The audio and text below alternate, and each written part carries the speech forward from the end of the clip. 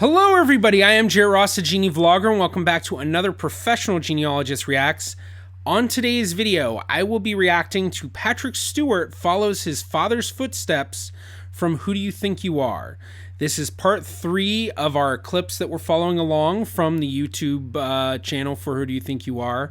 And in the last video, we saw Patrick Stewart learning more about his father's experience in the Army, joining in 1925, 2 weeks after the birth of Patrick's older brother, and then later joining the Army during World War II, or right around the beginning of World War II. And then last he learned, his father had gone to France in 1940 to be part of a group that was helping to build railways in France to make it easier for the Allies to transfer goods throughout France. What I believe we're going to learn is that Patrick Stewart's father was likely caught in France during the early part of the war and likely had to be rescued from Dunkirk. We learned in the last episode that the group he was with were supposed to be a non-fighting group well behind the lines, and my guess is that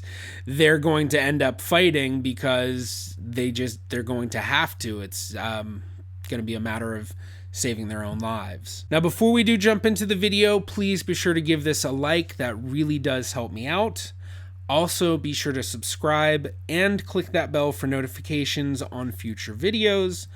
But with all of that fun stuff said, let's go ahead and jump into the video. Patrick is following his father's footsteps to northern France. He wants to find out about a period in Alfred's life which didn't feature in his war stories. I'm puzzled as to why he never once said, "But I was there." Why didn't he tell me? Was there something about this particular experience with the BEF that he never ever wanted to talk about? I hope to find out some details about Lance Corporal Alfred Stewart. Can you tell me what the next stage was? Okay, basically, they were building the railway sidings during the day, going out into pubs at night, having a few beers, and basically treating it as a summer holiday. They weren't even construction. They were working almost as navvies. They were navvies, exactly, yeah. Okay. Then when we get to May of 1940, everything kicks off. The Germans invade. Anticipating a German invasion in the north, the majority of Allied troops had been positioned around the Franco-Belgian border. When the Nazis attacked on May the 10th, the British Expeditionary Force met them around Antwerp and Brussels. But the Allies had left the Ardennes forest virtually undefended. They'd assumed it was impassable, but hadn't bargained for the Nazi panzer divisions who swept into France at lightning speed, facing little opposition. With most of the Allied troops tied down in Belgium, Alfred Stewart and the pioneer divisions were called into action. They were hastily put on a train heading for the front. We're talking about speed bumps, basically. They had no hope whatsoever. This is a diary that was kept by one of the men on the train. And I'd like to read just from here. All day we passed train after train full of Belgian troops with artillery and machine guns traveling in opposite direction to us. They grinned at us and made gestures of throat cutting, pointing in the direction we were going. Everyone wondered what it all meant. The Coily headed northeast, expecting to engage with the enemy near the Belgian border. They had no idea that a German panzer division was heading straight towards them. Your father was heading for Abbeville at the same time as the Germans arrived just outside of Abbeville. And just tell us, what kind of German divisions were these that were swinging around here? We have several panzer divisions with up-to-date tanks, radios, fully equipped with air support from Stuka dive bombers. Motorized Infantry.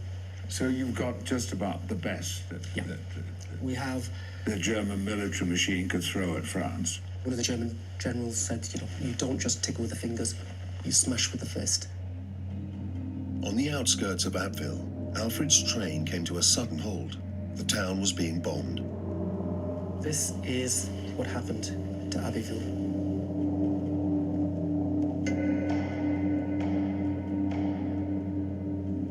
There's nothing that is undamaged, it would seem. There are simply completely smashed buildings, piles of rubble and nothing else. It was devastated.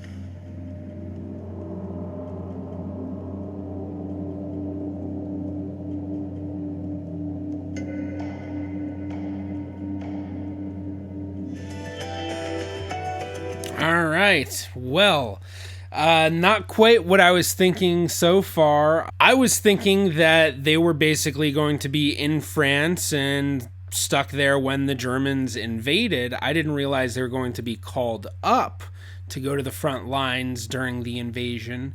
So this is just a few weeks before Dunkirk. If they got stuck out of Abbeville, it makes me think that maybe they ended up, they had to basically retreat from there back to Dunkirk and then escape through Dunkirk. Unless the story's even more complicated than that. I'm just kind of basing it off of the general knowledge I have. So this is a really interesting story. So I'm really interested to see what happens. I'm not really sure what else to say. I think I'm just ready to watch the next clip. Well, thank you so much for checking out this video. I do hope that you enjoyed. If you did, please be sure to give it a like. That really does help me out. You can also click right about here if you'd like to subscribe. It is completely free to do so. You can also follow me on Facebook, Twitter, or Instagram at GeneaVlogger. I'm the GeneaVlogger. See you in my next video.